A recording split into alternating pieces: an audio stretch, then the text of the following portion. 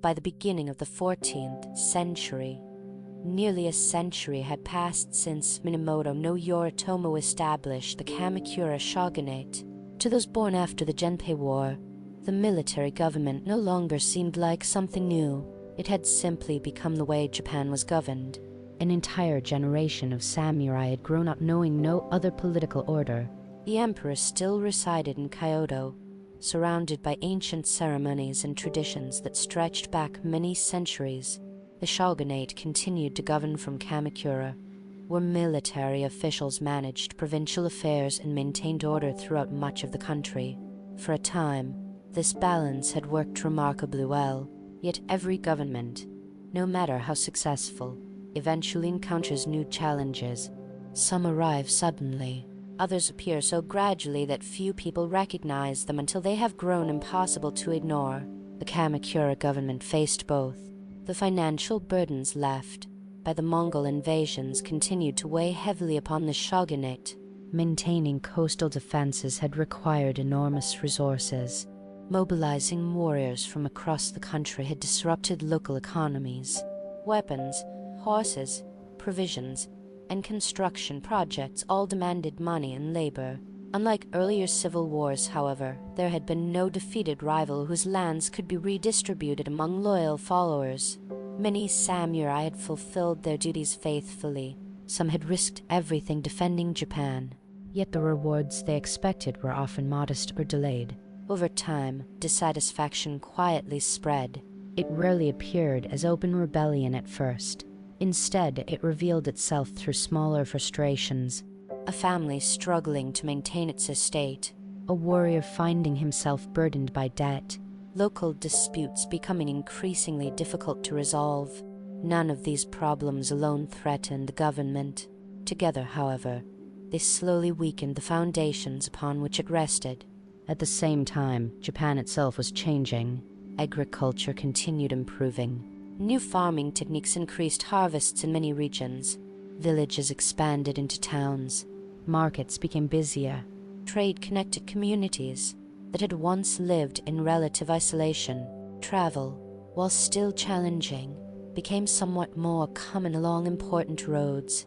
Economic life grew steadily more complex. With prosperity came new opportunities.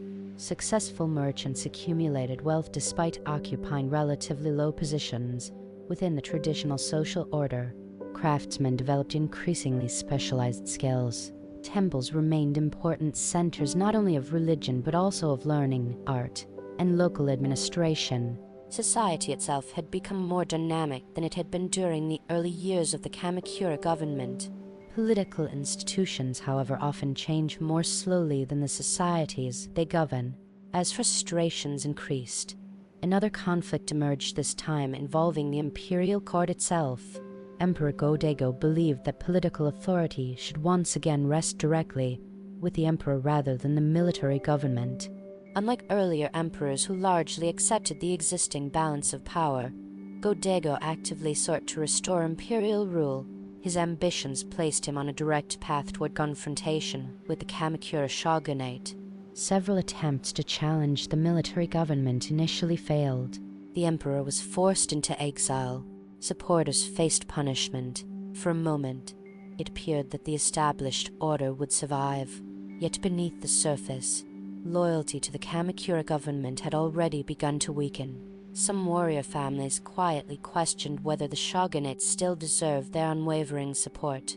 Among those who would soon change the course of Japanese history was a respected military commander named Ashikaga Takuji***. At first, Takuji remained loyal to the Kamakura government. He had been entrusted with military responsibilities and possessed considerable influence among warrior families.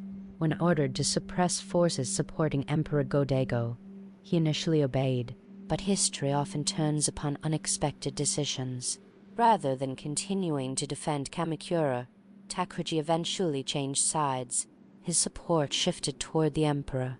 It was a remarkable reversal. One of the military government's own commanders now stood against it. Around the same time, another celebrated warrior, Nidoyasha Sarda, marched directly toward Kamakura itself. His campaign advanced rapidly. The government that had ruled Japan for more than a century suddenly found itself threatened from multiple directions. In 1333, Kamakura fell. The city, that had served as the center of military government since Yoritomo's time, was overcome. Many leading members of the Hojo family, who had effectively governed the shogunate after the Minamoto line ended, chose death rather than capture. With their fall, the Kamakura shogunate came to an end. For many across Japan, the event must have seemed astonishing. A government that had survived civil wars, internal disputes, and 2 Mongol invasions had ultimately collapsed not because of foreign conquest, but because support from within had gradually disappeared. The emperor returned to Kyoto. For a brief period known as the Meiji Restoration, Emperor Go-Daigo attempted to re-establish direct imperial rule. His vision looked back toward earlier centuries, hoping to restore political authority to the imperial court. It was an ambitious goal, yet circumstances had changed too greatly. Japan was no longer the country it had been before the rise of the samurai. The warrior class had governed provinces for generations. Military families expected meaningful roles within government. Many believed their sacrifices entitled them to greater influence than the emperor's administration was prepared to offer. Disappointment spread once again. Among those becoming increasingly dissatisfied was Ashikaga Takuji himself. Having helped overthrow the Kamakura government, he now found himself at odds with the emperor he had supported. The alliance that had seemed so promising began to unravel with remarkable speed. Conflict returned. Takuji eventually marched against imperial forces. Victories followed. By 1336, he had established a new military government. This time, the center of power shifted back to Kyoto rather than Kamakura. Thus began the Ashikaga shogunate also known as the Muromachi shogunate, named after the district of Kyoto where its government was based. The transition marked both continuity and change. The samurai remained Japan's governing class.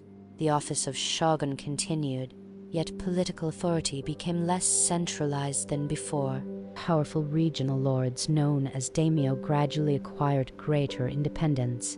Many governed their own territories with considerable freedom, maintaining personal armies and strengthening local influence.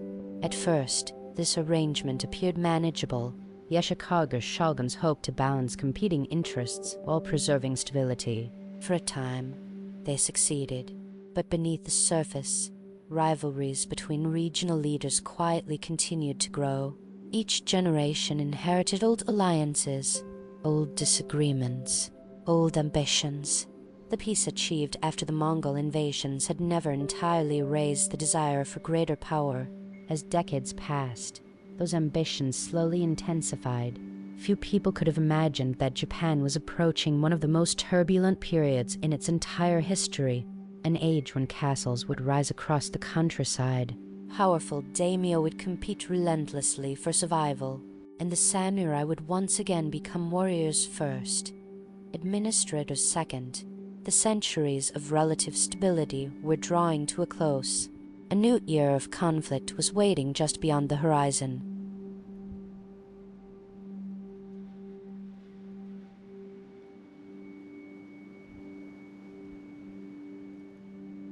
The period that followed is remembered as the Sengoku Jidai the Age of Warring States Despite its name, it had little connection to the earlier Warring States period of ancient China. Instead, it described an age when political authority became deeply fragmented, and powerful regional lords competed with one another for survival, influence, and control.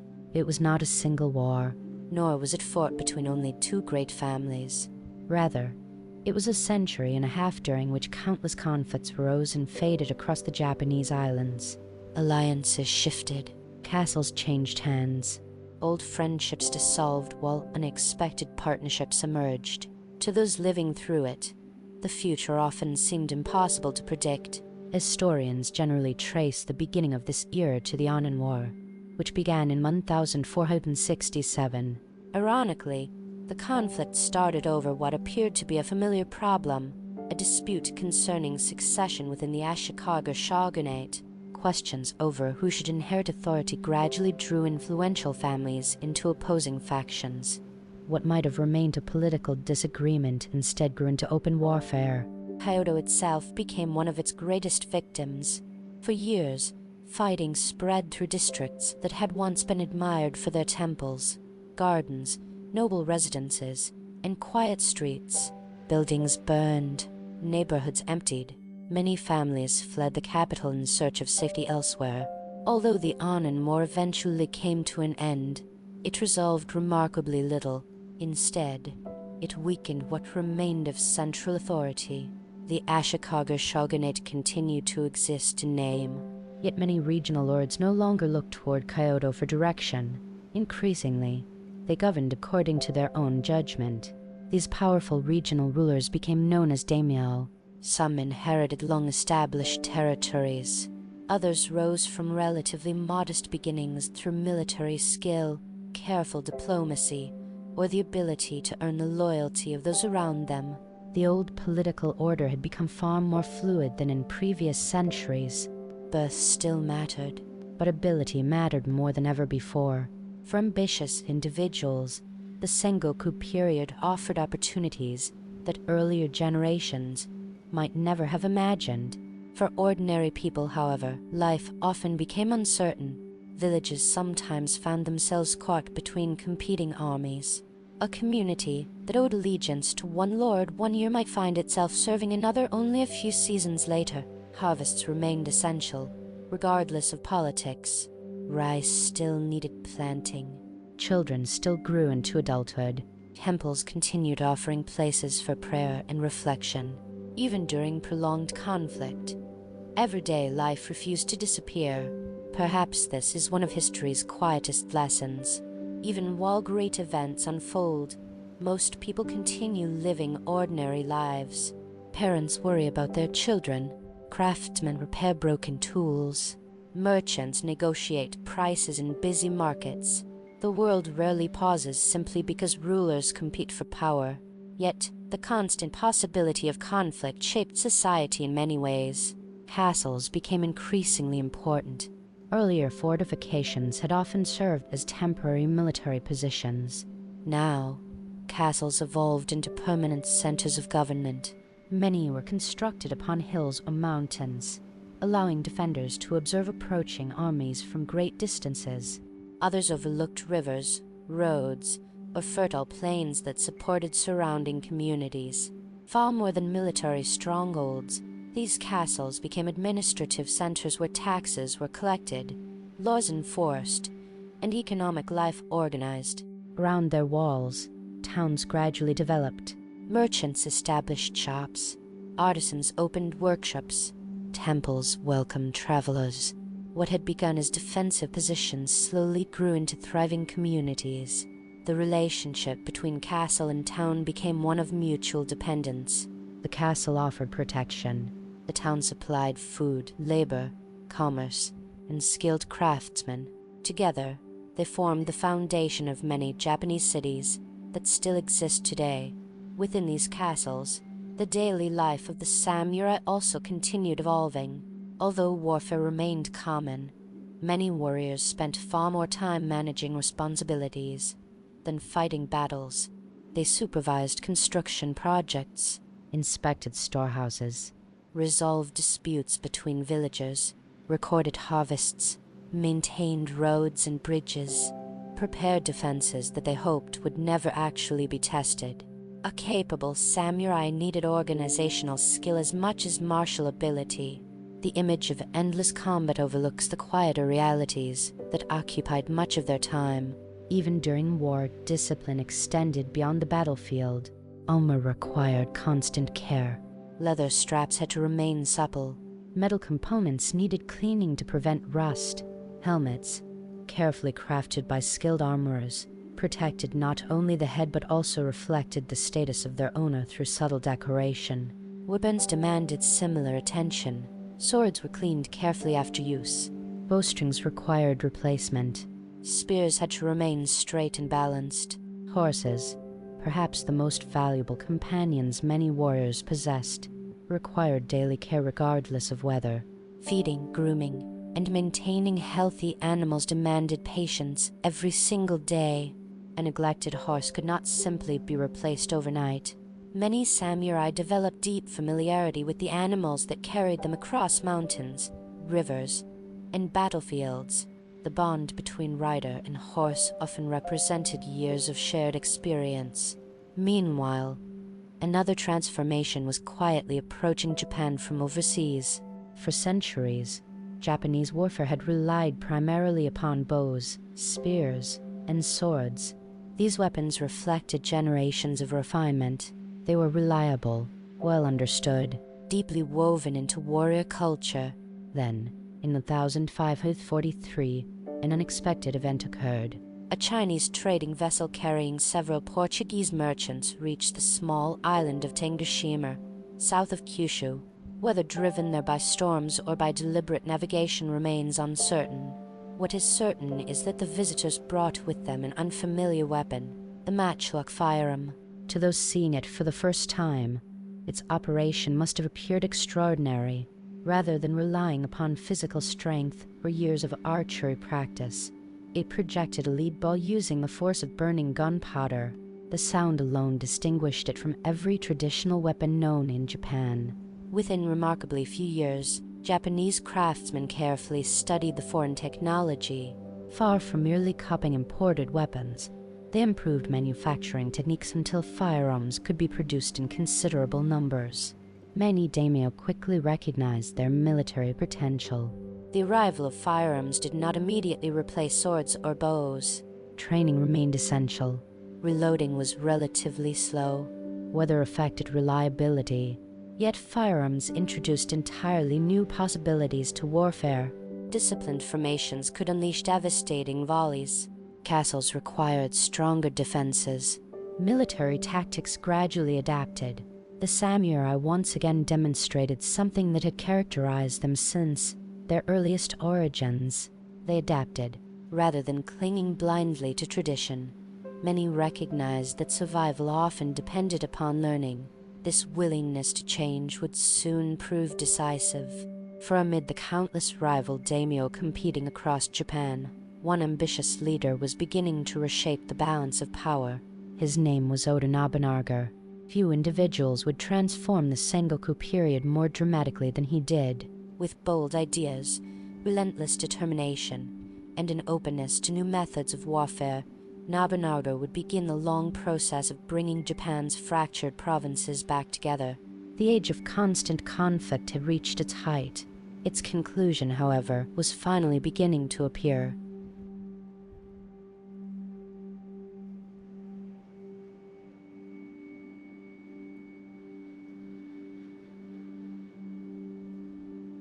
By the middle of the 16th century, Japan had become a land of remarkable contrasts.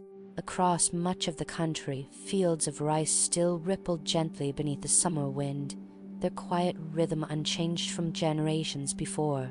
Villagers continued repairing wooden homes after heavy rains. Temple bells echoed through mountain valleys each morning, just as they always had. Yet beyond those peaceful scenes, political maps rarely remained the same for long. One castle might fly the banner of a particular lord this season. A year later, another banner might rise above the very same walls. For more than a century, rival daimyo had competed for territory, influence, and survival. Entire generations had grown up knowing little except uncertainty. Many people had begun to wonder whether Japan would ever become truly united again. It was during this turbulent age that a young lord from Ori province began attracting attention. His name was Oda Nobunaga. At first, few could have predicted the influence he would eventually have upon Japanese history. In fact, some contemporaries viewed him with considerable skepticism. He was known for behaving in ways that many considered unconventional. His clothing could appear unusually simple. His manner sometimes seemed unpredictable.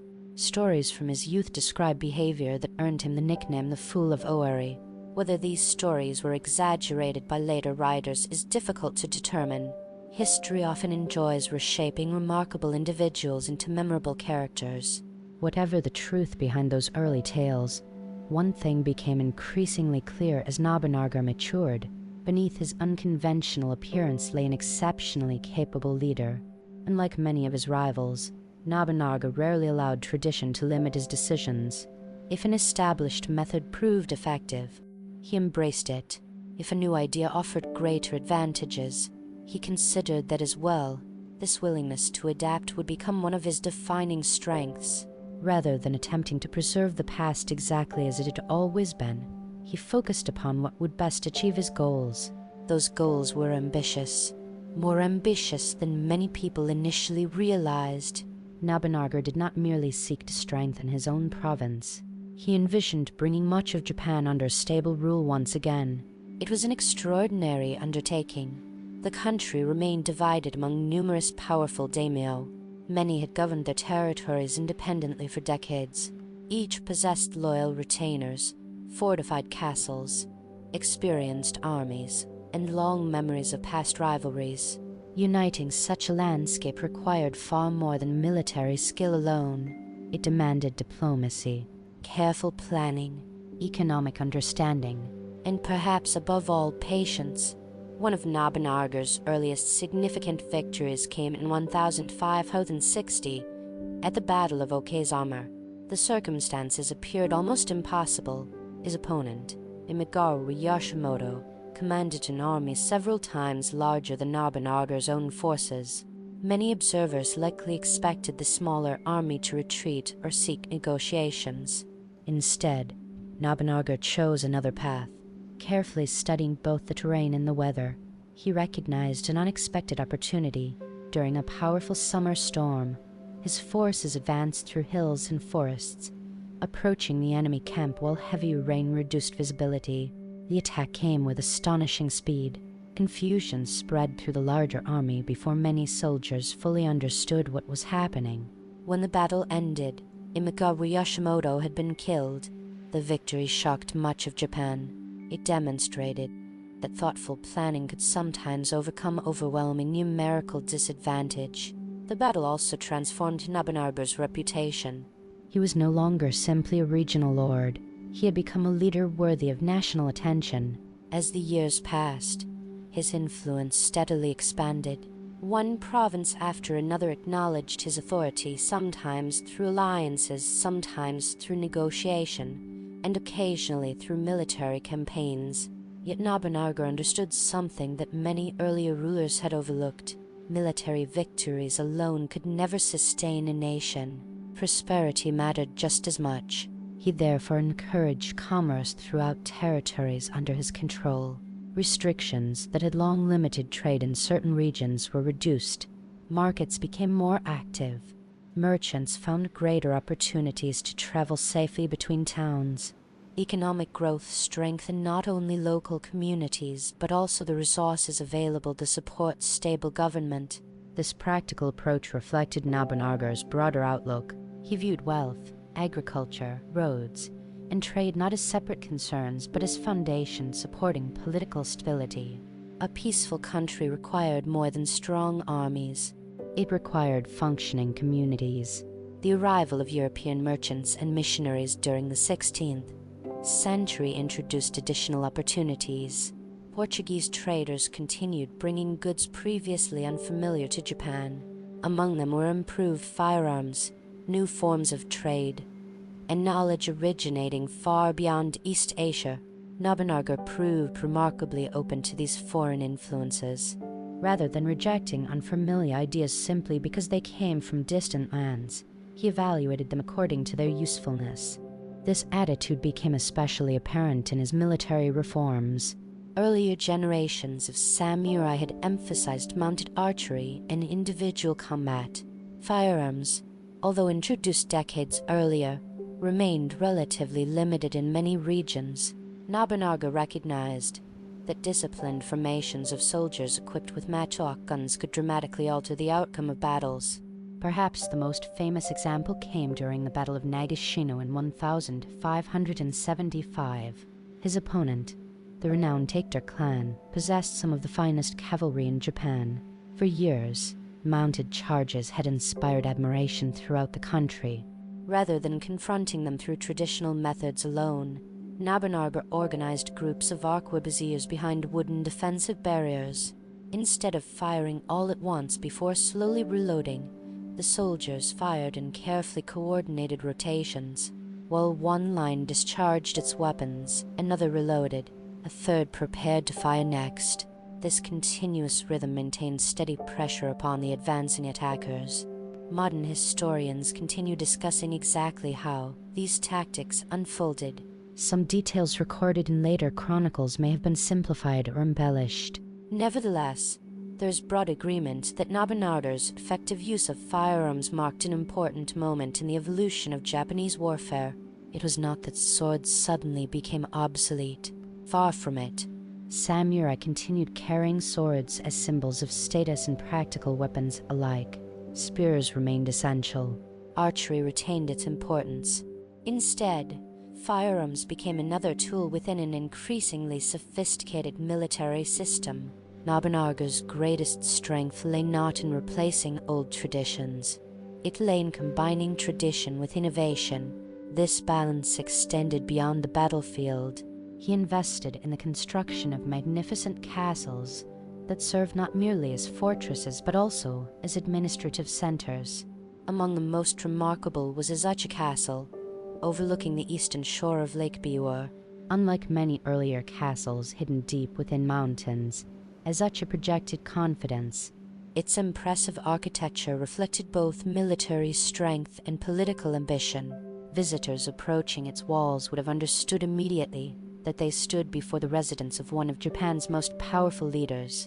Within the castle grounds, administration, diplomacy, culture, and military planning existed side by side. It represented Nobunaga's vision of a unified Japan, strong, prosperous, and forward-looking. Yet history often reminds us that even the most capable leaders cannot entirely control their own destinies. In the summer of 1582, while staying at Hanojai Temple in Kyoto with only a small number of attendants, Nobunaga was betrayed by one of his own generals.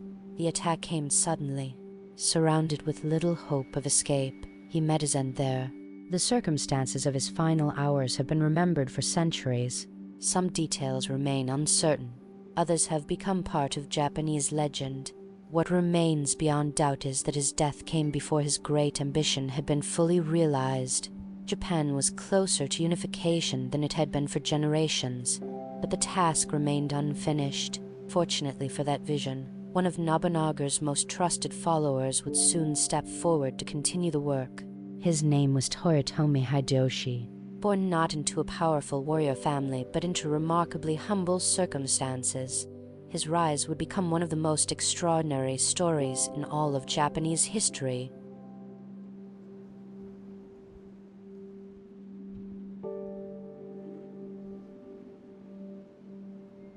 When news of Oda Nobunaga's death spread across Japan in the summer of 1582, uncertainty followed almost immediately.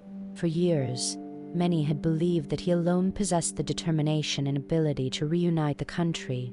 His armies had defeated powerful rivals. His reforms had transformed warfare. His influence reached farther than that of any military leader in generations. Now, quite suddenly, he was gone. To many observers, it may have seemed that Japan would once again descend into endless conflict. Several powerful generals had served under Nobunaga. Each commanded loyal followers. Each governed important territories. The possibility of another prolonged struggle for power appeared very real. Among these commanders, however, one man responded with remarkable speed. His name was Toyotomi Hideyoshi. Unlike nearly every great military leader before him, Hideyoshi had not been born into one of Japan's distinguished warrior families. His origins were surprisingly modest. Although historians continue discussing the details of his childhood, it is generally believed that he was born into the family of a peasant foot soldier in Oi province.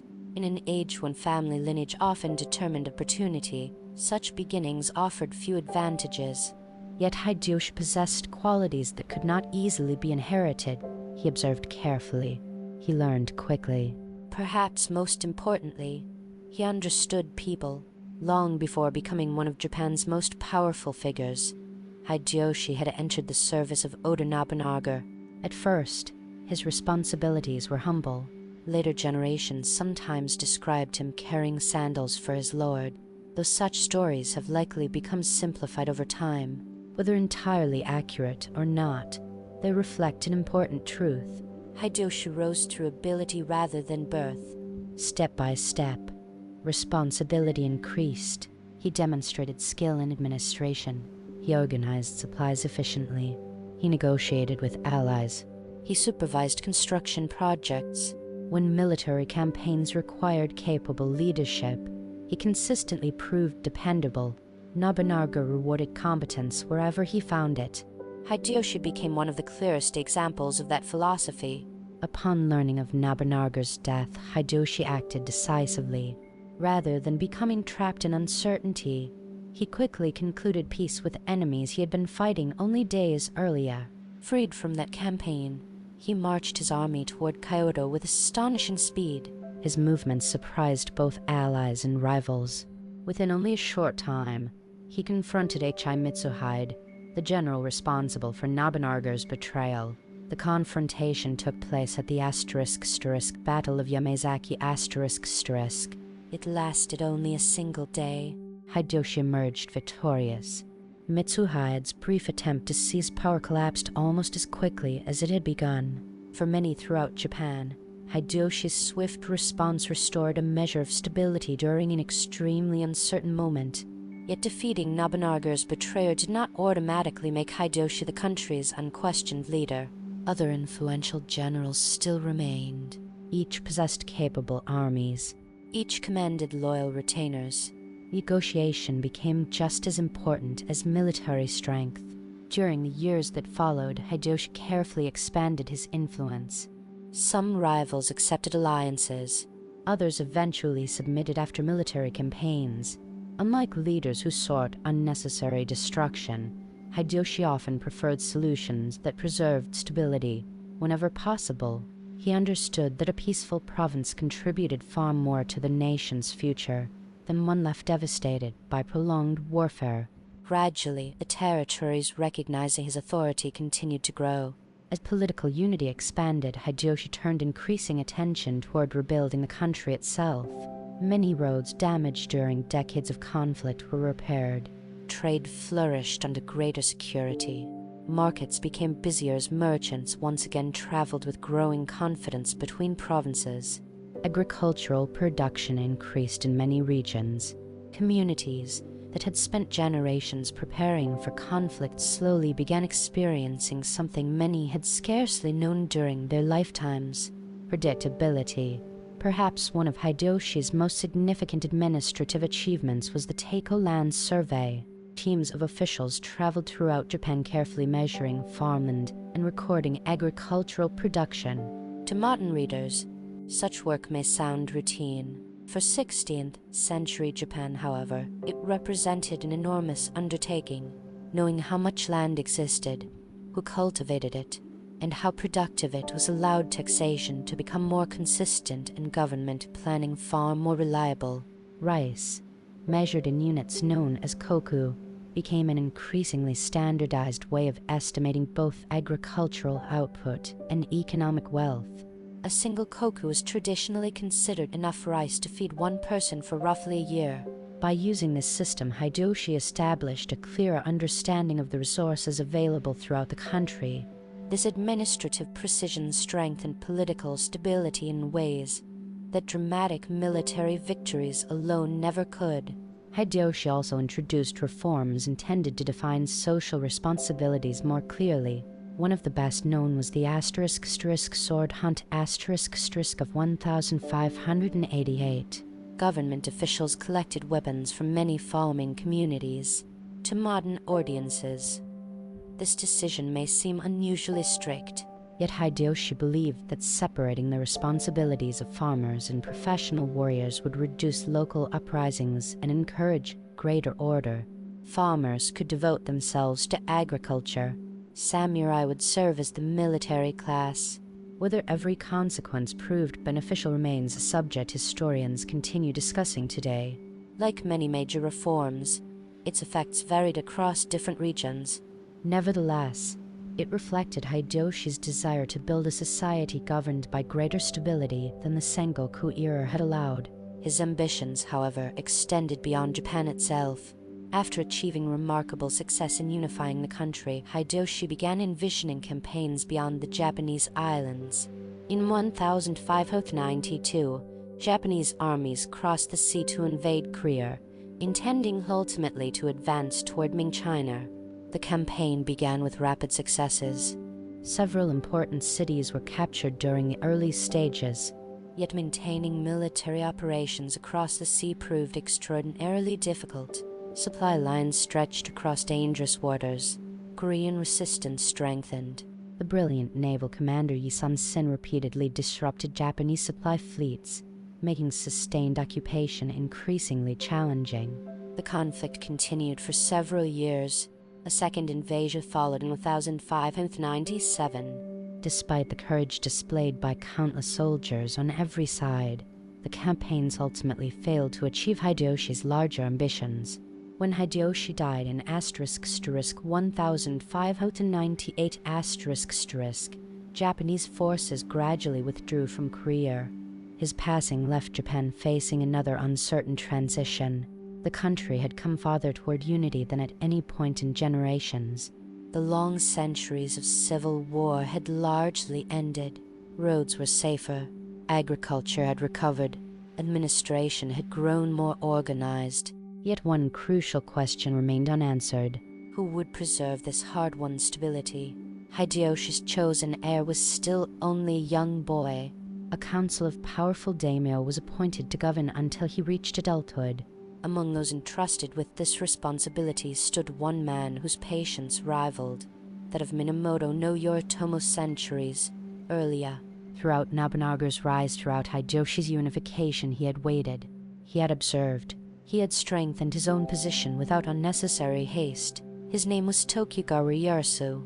Before long, the future of Japan would once again be decided not through decades of endless warfare, but in a single battle whose outcome would shape the nation for more than 250 years.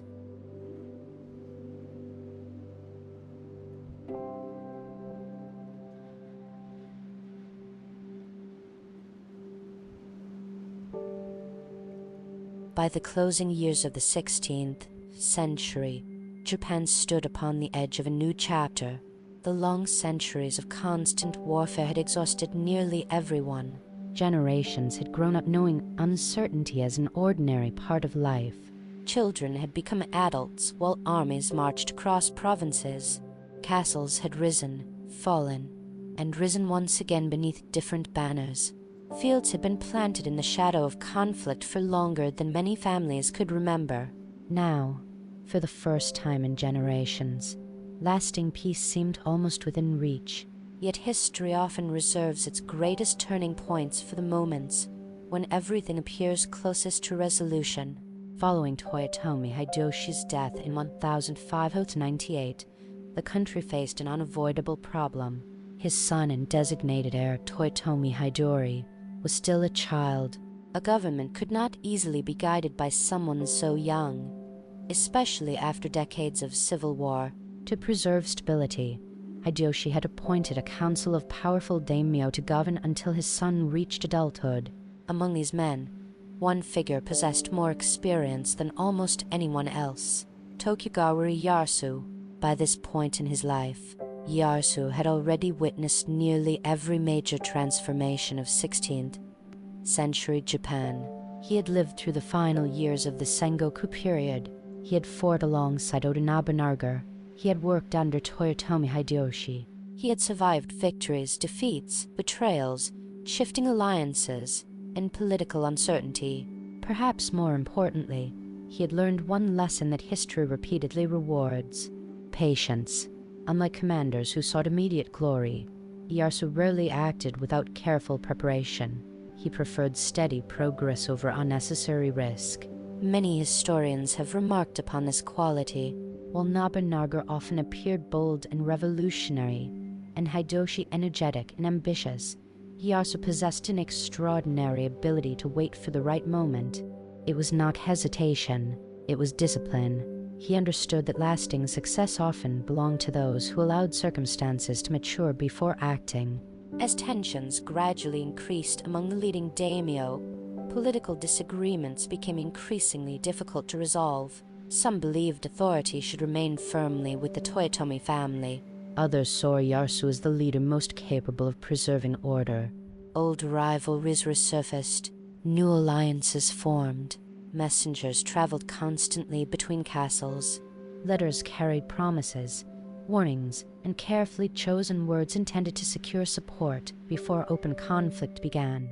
Across Japan, many people watched these developments with quiet concern. No one wished to see the country return to another century of endless war. Farmers hoped only to complete another successful harvest. Merchants wished to continue rebuilding trade. Artisans preferred workshops to battlefields. Yet everyone understood that the decisions made by a handful of powerful leaders could shape the future of millions. Eventually, compromise became impossible. The opposing alliances gathered their armies. One side rallied around Tokugawa Ieyasu. The other supported those who opposed his growing influence. Their meeting would occur in a broad valley within Mino province, a place known as Sekigahara. Today, visitors walking through Sekigahara often find peaceful fields surrounded by gentle hills. Birdsong carries across the countryside. The landscape feels remarkably calm. It is difficult to imagine that this quiet place once witnessed one of the most important battles in Japanese history. On the morning of October 21, 1600, heavy mist covered much of the valley. Visibility remained limited during the early hours. Thousands upon thousands of soldiers waited beneath their respective banners, listening for orders while the autumn air remained cool and still. As the morning progressed, the mist gradually began to lift. Hills emerged from the white haze. Lines of infantry became visible. Horsemen waited patiently behind their commanders. Spears reflected the growing daylight. Standards bearing the crests of dozens of different clans moved gently in the breeze. Unlike many earlier conflicts, the Battle of Sekigahara was not simply another contest between neighboring lords. It represented a decision about Japan's future. Would the country continue drifting between competing regional powers? Or would a single government finally establish lasting stability? Throughout the day, fierce fighting spread across the valley. Individual acts of bravery certainly occurred, yet the outcome depended just as much upon leadership, communication, and loyalty. Several commanders delayed committing their forces while watching the battle unfold. Some carefully observed which side appeared stronger before making their final decisions.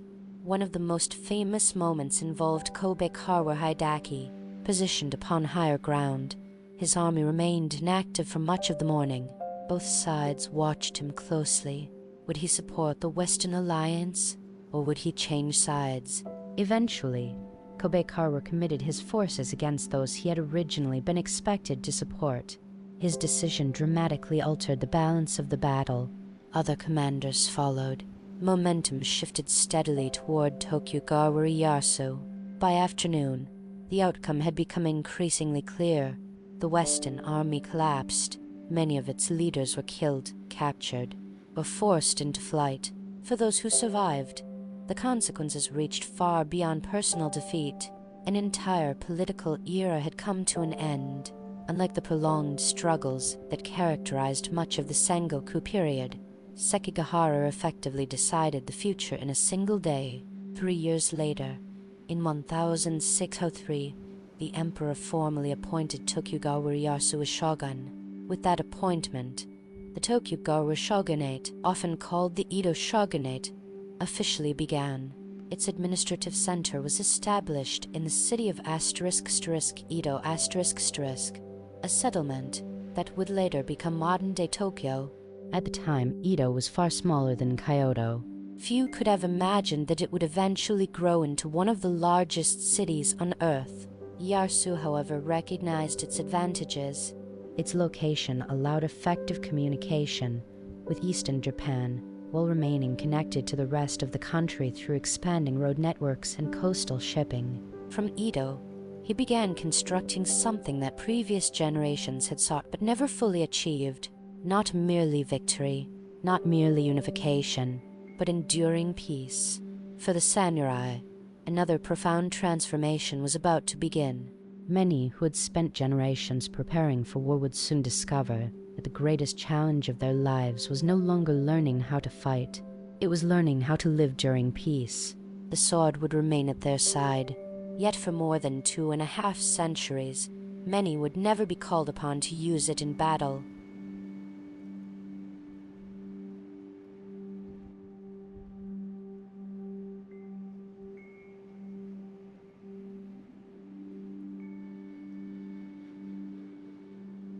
When Tokugawa Ieyasu became shogun in 1603, Japan did not change overnight.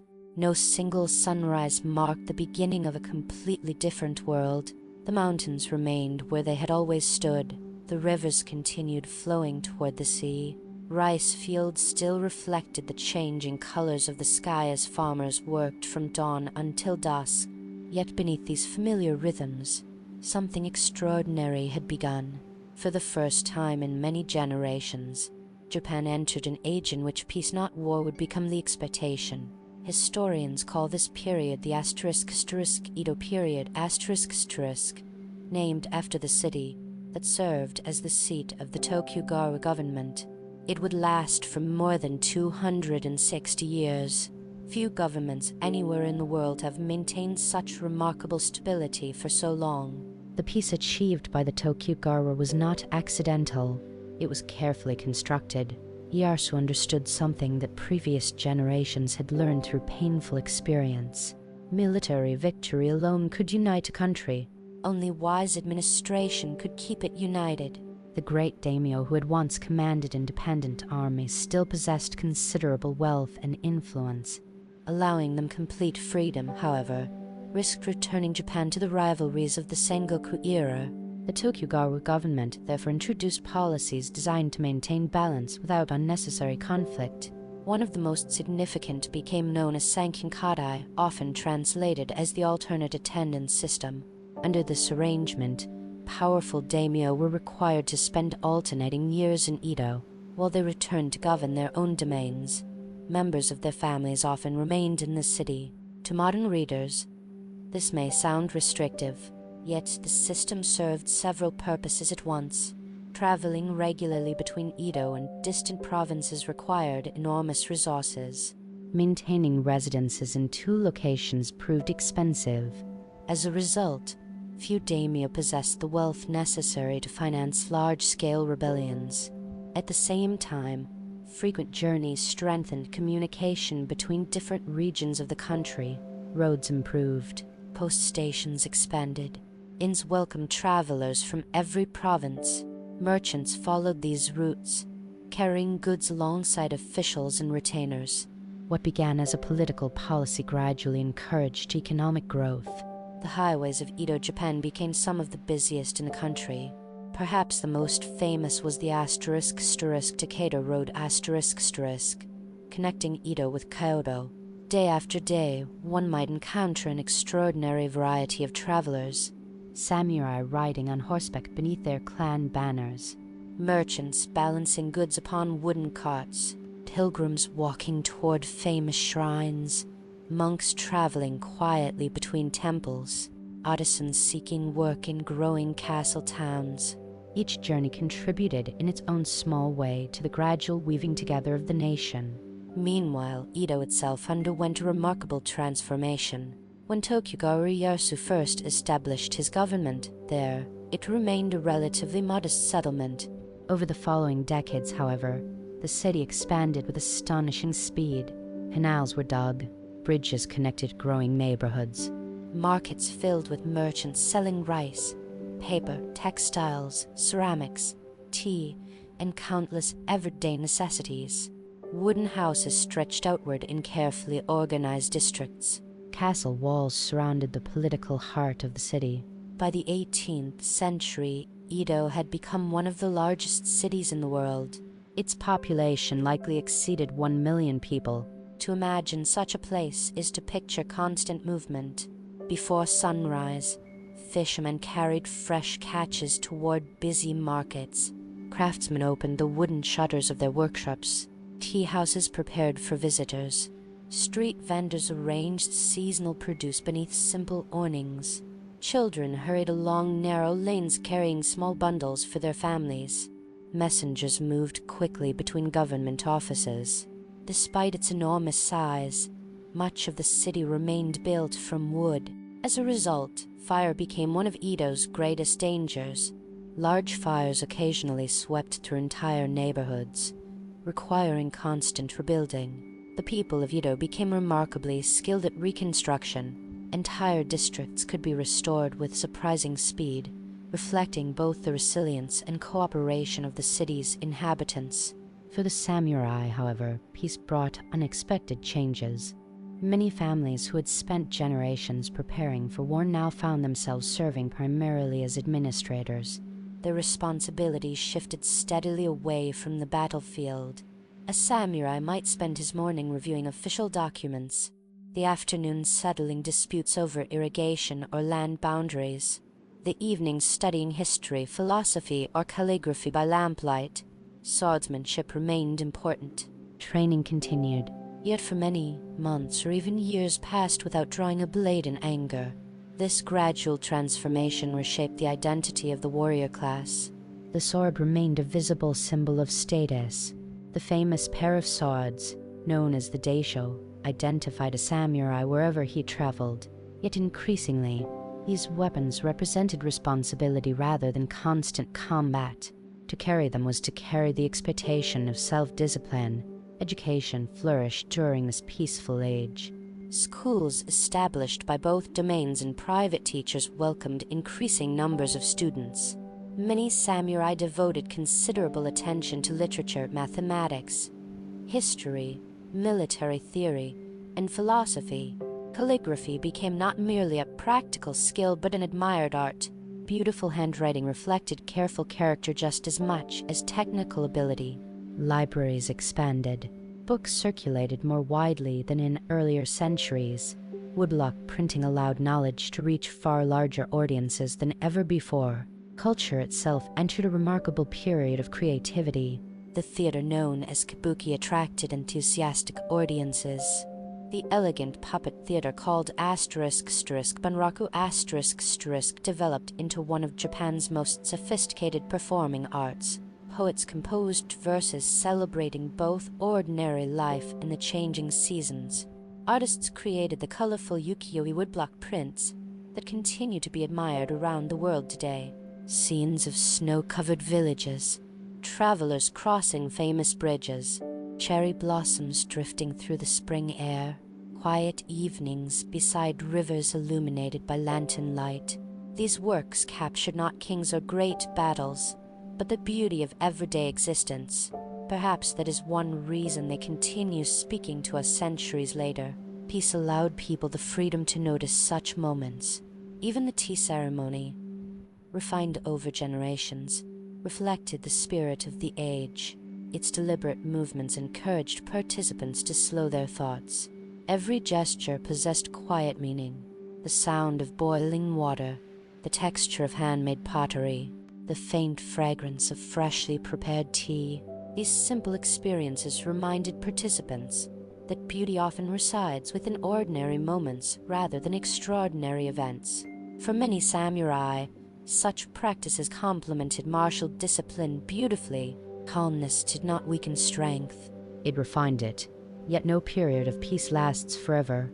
While Japan enjoyed remarkable internal stability, the wider world continued changing beyond its shores.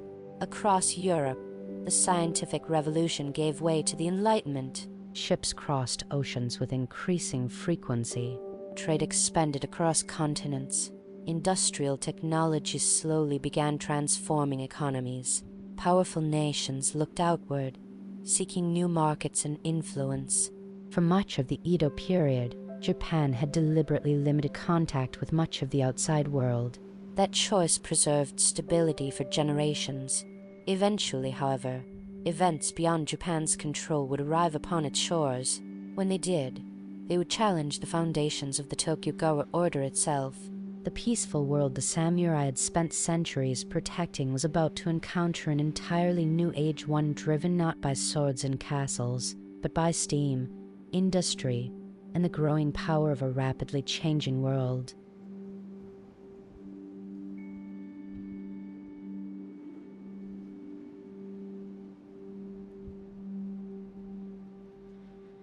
For more than 2 centuries, the Tokugawa shogunate had provided Japan with remarkable stability. Children were born, raised families, and grew old without witnessing the kind of widespread civil wars that had once defined the Sengoku era. The great castles remained standing, but many existed more as administrative centers than military fortresses. Roads connected distant provinces. Merchants traveled regularly between cities.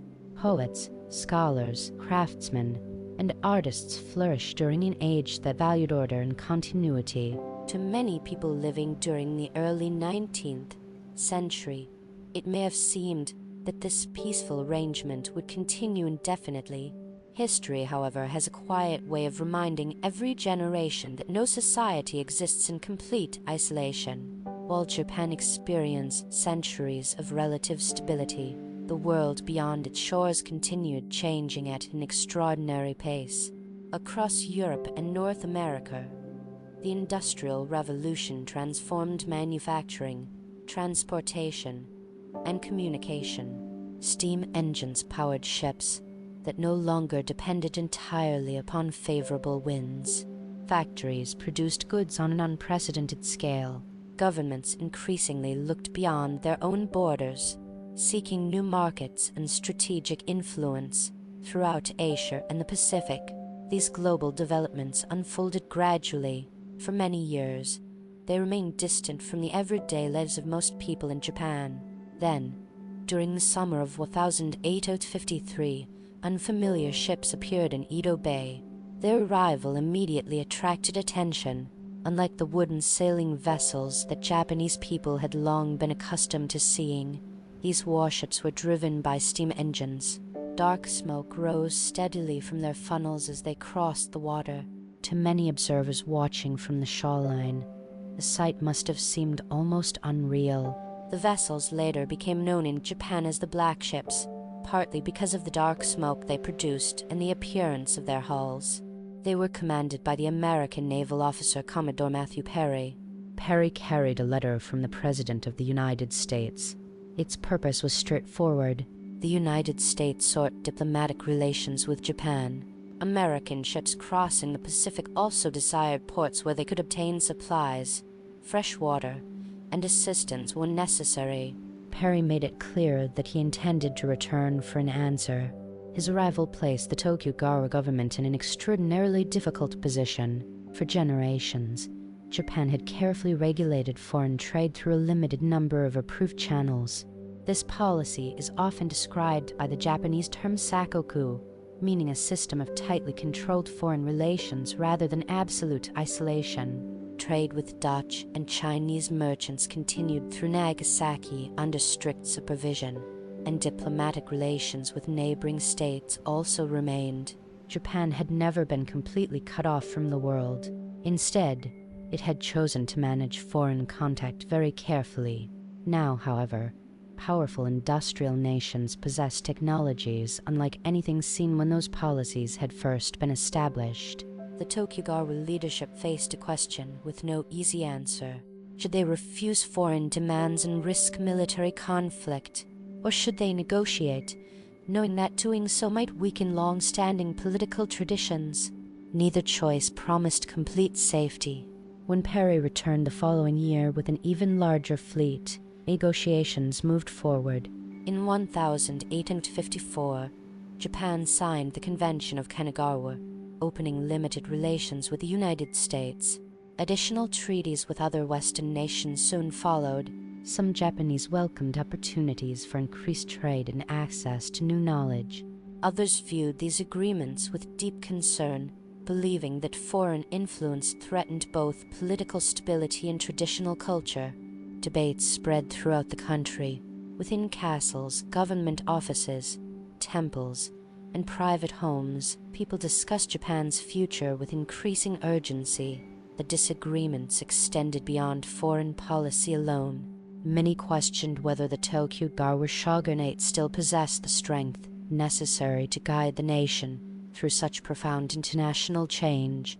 Powerful regional domains, particularly Satsuma and Choshu, gradually became centers of political reform. Although they had once stood among the Tokugawa government's rivals, these domains increasingly cooperated as circumstances changed. Their leaders believed that Japan required stronger, more unified leadership capable of responding to the rapidly changing world. At first, many reformers spoke of restoring greater political authority to the emperor while strengthening the country against foreign pressure. Over time, these ideas gained increasing support. The young Emperor Meiji, who ascended the throne in 1867, became an important symbol around which many reformers gathered. Although political decisions continued to involve numerous experienced advisors, the imperial institution itself assumed renewed importance after centuries during which the shoguns had exercised most governing authority. Tensions between supporters of the Tokugawa government and those favoring imperial restoration gradually intensified. Unlike the long campaigns of the Sengoku era, however, the resulting conflict remained relatively brief. The Boshin War, fought between *1868 and 1869 determined which vision of Japan's future would prevail. Several important battles occurred across the country. Modern rifles, artillery, and steam-powered ships demonstrated how dramatically warfare had changed since the age of mounted archers and castle sieges. Even so, many samurai still fought with extraordinary courage, carrying swords that linked them to centuries of tradition. Old and new existed side by side upon the same battlefields. When the conflict ended, the forces supporting the emperor emerged victorious. The Tokugawa shogunate formally came to an end. Political authority returned to the imperial government in what historians now call the Meiji Restoration. Despite its name, the Restoration did not simply attempt to recreate ancient Japan exactly as it had once been. Instead, it marked the beginning of an ambitious period of modernization. The new government introduced sweeping reforms affecting administration, education, industry, transportation, and the military. Leaders believed that adapting quickly would allow Japan to preserve its independence in an increasingly competitive international world. For the samurai, however, these reforms brought profound change. Their role had already evolved dramatically during the peaceful Edo period. Now it would change even further. The hereditary privileges that had long distinguished the warrior class were gradually reduced. Government stipends were reorganized. The wearing of swords in everyday public life, once an unmistakable symbol of samurai identity, was eventually restricted by the Heitora Edict of 1876. A new national conscript army gradually replaced the older military system based upon hereditary warrior service. For many former samurai, these changes proved deeply unsettling. Some adapted successfully, becoming teachers, government officials, police officers, entrepreneurs, or military officers within the new national army. Others struggled to find their place in a society changing faster than anyone could have imagined only a generation earlier. Among those who found these transformations especially painful was one of the most respected military leaders of his age, Seigo Takamori. He had helped overthrow the Tokugawa government and supported the restoration in its early years. Yet as reforms accelerated, he increasingly disagreed with the direction they were taking. His story would become closely intertwined with the final chapter of the samurai themselves, not because he represented every samurai, no single person could, but because the conflict that followed would come to symbolize the end of an era that had shaped Japan for nearly 700 years.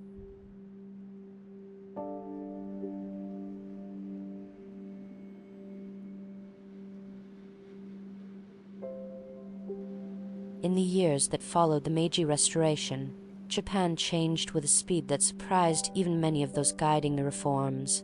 Railways gradually stretched across the countryside. Telegraph lines carried messages in moments rather than days. Modern schools welcomed children from communities that had once possessed only limited access to formal education. Factories appeared near growing cities. Steamships connected distant ports more quickly than ever before.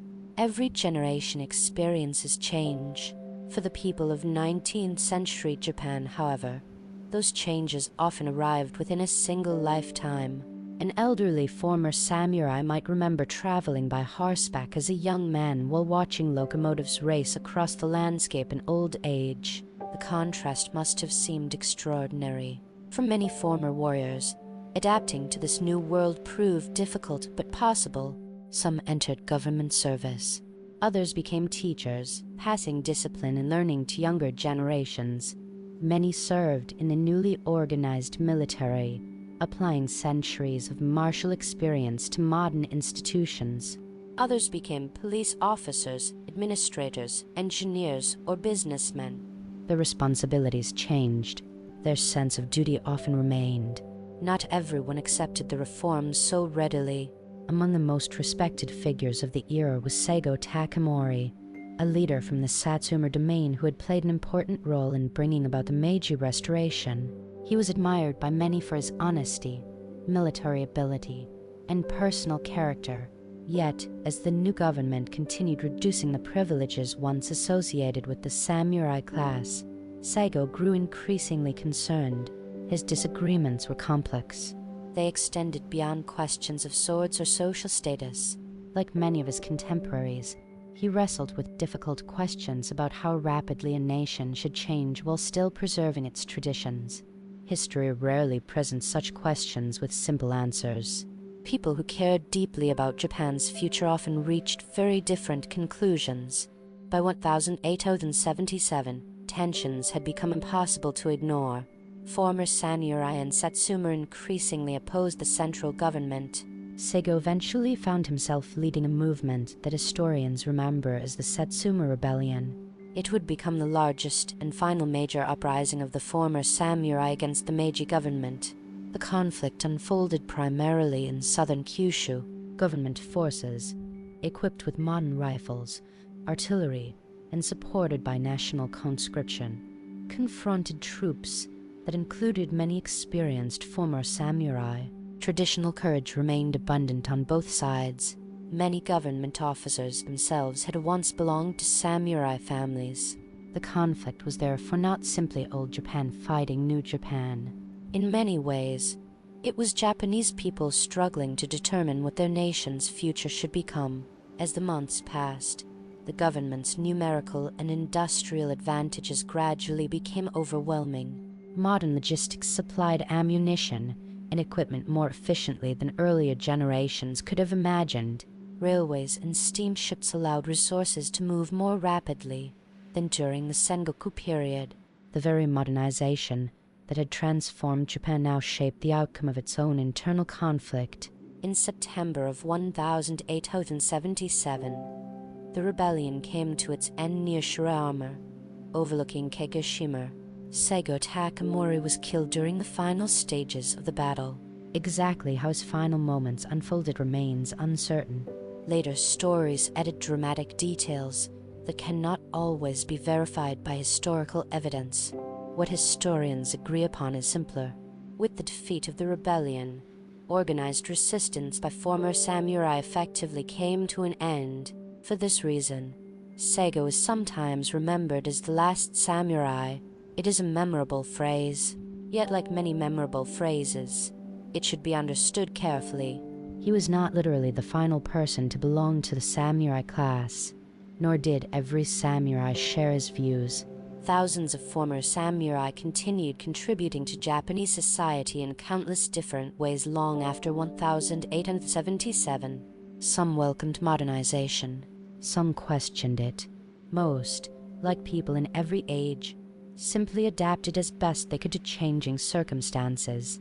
History is rarely defined by a single individual. It is shaped by millions of ordinary lives moving together through time. As the 19th century continued, the word **samurai** itself gradually shifted in meaning. No longer did it describe an officially recognized hereditary class serving a feudal lord. Instead, it became a symbol. Sometimes people associated it with discipline, sometimes with loyalty, sometimes with education, responsibility, or public service. Artists, writers, and historians all interpreted the legacy differently.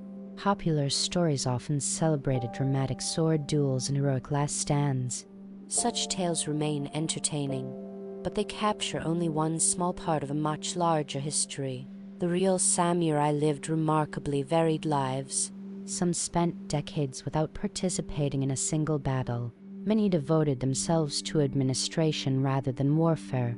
Others became poets, scholars, calligraphers, diplomats, or teachers. They governed villages, supervised irrigation systems, collected taxes, resolved disputes, studied philosophy, raised children, cared for aging parents, walked familiar roads between castle towns, watched cherry blossoms bloom each spring and autumn leaves fall each year, just as generations before and after them would do. Across nearly 7 centuries, the samurai changed repeatedly because Japan itself changed repeatedly. The mounted archers who served provincial families during the Heian period differed greatly from the bureaucrats of Edo. The battlefield's commanders of the Sengoku era lived differently from the scholars who quietly copied classical texts by candlelight. Yet beneath these differences, certain ideals continued to appear again and again. Responsibility, self-discipline, learning, service. Not because every samurai perfectly embodied these qualities. No human society has ever produced perfect people. Rather, these were aspirations that many believed worth pursuing even when they fell short. Perhaps that is one reason the samurai continue to fascinate people around the world today. Their history is not merely the story of warriors. It is the story of how individuals adapted to changing times across centuries of Japanese history. It is the story of governments rising and falling, of villages becoming cities, of traditions evolving rather than standing still, of a society continually searching for balance between continuity and change.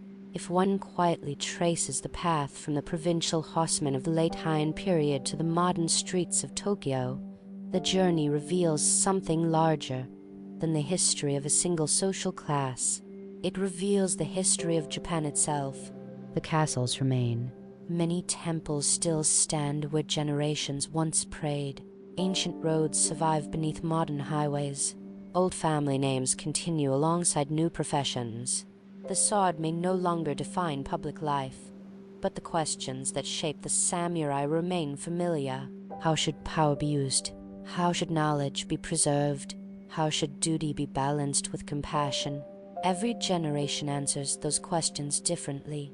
Perhaps every generation must.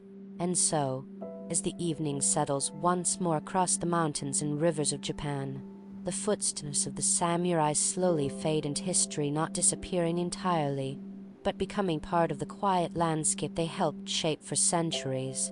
Their era ended, their legacy did not. The story of the samurai, like the story of Japan itself, continues long after the final sword was returned to its scabbard.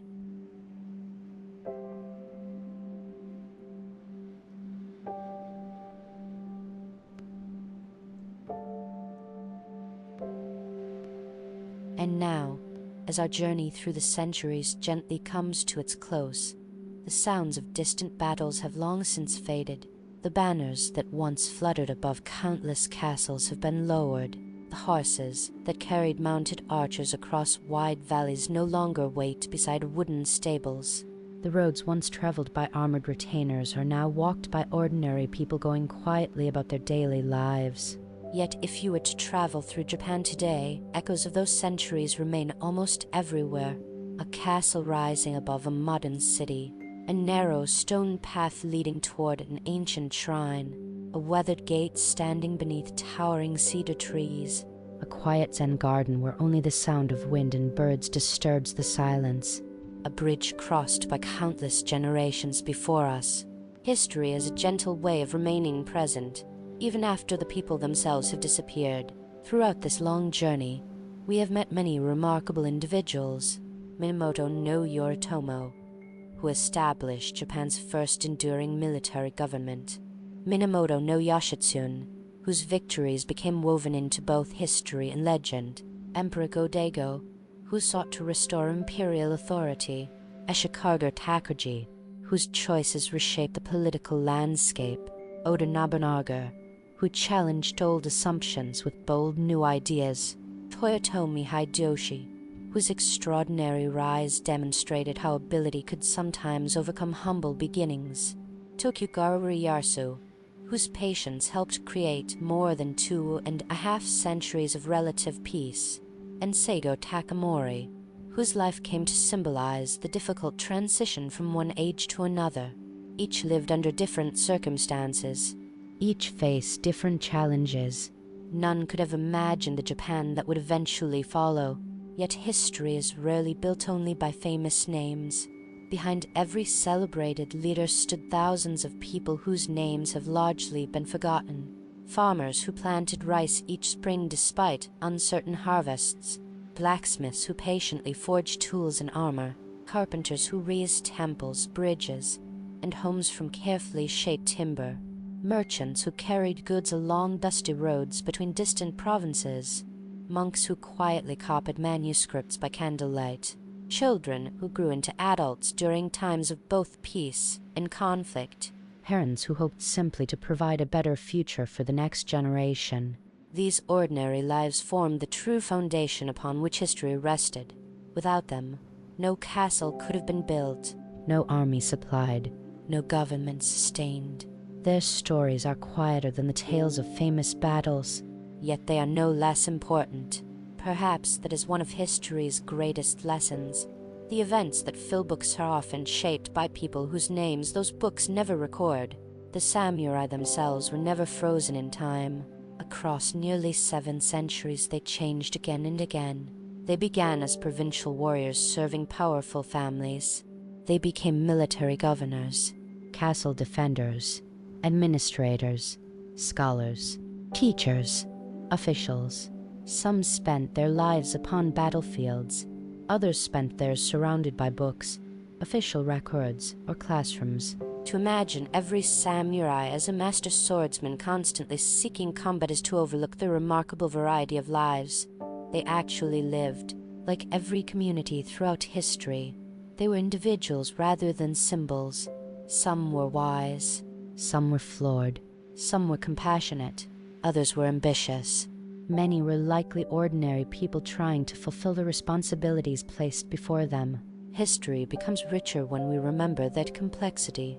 The famous sword, so often associated with the samurai, also carries an interesting symbolism. It represented skill, responsibility, status, discipline. Yet the longest periods of Japanese history were often those in which many samurai hoped they would never need to draw it. Peace, after all, is usually quieter than war. It leaves behind fewer dramatic stories, but perhaps it is the greater achievement. As the centuries passed, Japan continued changing. New technologies arrived. Railways crossed the countryside. Modern cities expanded. The nation entered entirely new chapters that the early samurai could never have imagined. Still, visitors today can stand beneath the same mountains they once crossed, walk beside rivers that have flowed unchanged for countless generations, watch cherry blossoms drift through the spring air just as people did hundreds of years ago, listen to cicadas singing on warm summer afternoons, see snow settle gently upon temple roofs during winter. Nature has remained a quiet companion throughout every age. Empires rise. Governments change. Ideas evolve. The seasons continue. Perhaps the quiet continuity offers its own kind of comfort. The people we have spoken about tonight belong to another time. Their concerns were often different from our own. Yet in many ways, they were surprisingly familiar. They worried about family. They searched for purpose. They hoped their children would live better lives. They made mistakes. They learned. They adapted. Across centuries that sometimes seem unimaginably distant, those simple human experiences remain remarkably close. And so, as evening settles once more over Japan's mountains, forests, rivers, and ancient towns, we leave the samurai where history has gently placed them. Not as mythical heroes, not as perfect warriors, but as people who lived through centuries of extraordinary change, helping shape a nation whose story continues today. Thank you for joining this quiet journey through Japanese history. Wherever you may be listening from, may the night grow peaceful around you. May your thoughts slow like the gentle current of a mountain stream. May your breathing become calm. And as sleep gradually arrives, perhaps the distant sound of temple bells, rustling bamboo, quiet rain upon old rooftops, and the soft footsteps of travelers on ancient roads will linger only for a moment longer before fading gently into the silence of the night. Good night.